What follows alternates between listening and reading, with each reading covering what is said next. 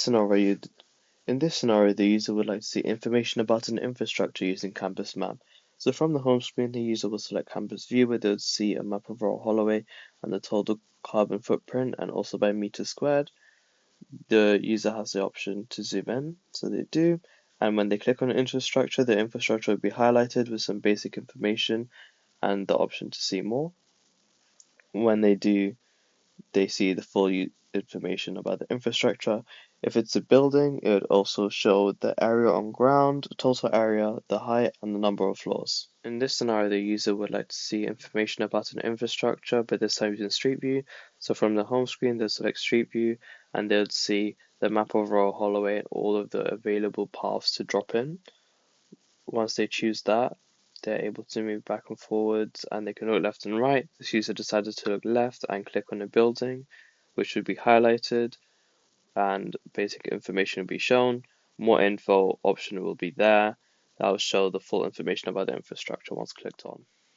So in this scenario, the user would like to see information about an infrastructure through all infrastructures. So from the home screen, they'll select all infrastructures, where they would see a list of all the infrastructures on the database.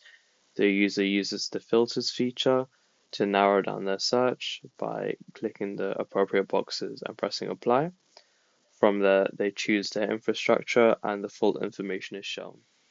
So in this scenario, the user would like to see information about an infrastructure through all infrastructures. So from the home screen, they'll select all infrastructures, where they would see a list of all the infrastructures on the database. The user uses the filters feature to narrow down their search by clicking the appropriate boxes and pressing apply. From there, they choose their infrastructure and the full information is shown. In this scenario, the user would like to add infrastructure to the Royal Holloway map. So from the home screen, they'd select management and then add infrastructure, where they'd have to fill out a form. If it's a building, they must fill out area on ground, total area, height, number of floors, and whether it's a building or not. They'd have to upload the 3D representation. Then they'd be taken to a map where they can choose where to put the infrastructure, but this would only work on eligible land. In this scenario, the user would like to remove a piece of infrastructure. So from the home screen, they'd go to management and then all infrastructures. From there, they would search for the infrastructure they want to remove. Once they click on it, they would choose remove infrastructure. They would get the prompt, are you sure? The user clicks yes, so the database is updated and it's removed. In this scenario, the user would like to undo the remove infrastructure feature. From the home screen, they'll select management and history, where they'll see all the activities performed by the user. The user decides to click undo on a particular activity. They're asked if they're sure they would like to undo it. And if they select yes, then the remove infrastructure will be reversed. In this scenario, the user would like to update infrastructure information.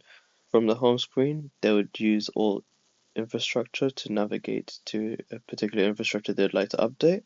They press the update button and they'd fill in the new details they'd like and also upload new 3D representation if they'd like that too. Over here you could see new 3D representation has been added and there's been changes to things like the height, for example, and because of this, it's also affected the carbon footprint. In this final scenario, the user would like to adjust the settings. From the home screen, they'll click settings, where they'll see a list of all the settings. They would press on the setting they'd like to change and apply whichever they'd like. At the end, you'd see the changes to get applied. I've included highlighting to stand out so the user will know what they're clicking on. I've also included a back button in case the user decides to go back. I've also included multiple ways to do the same thing.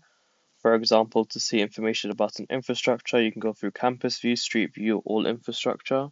I've also included colorblind settings for people who are visually impaired.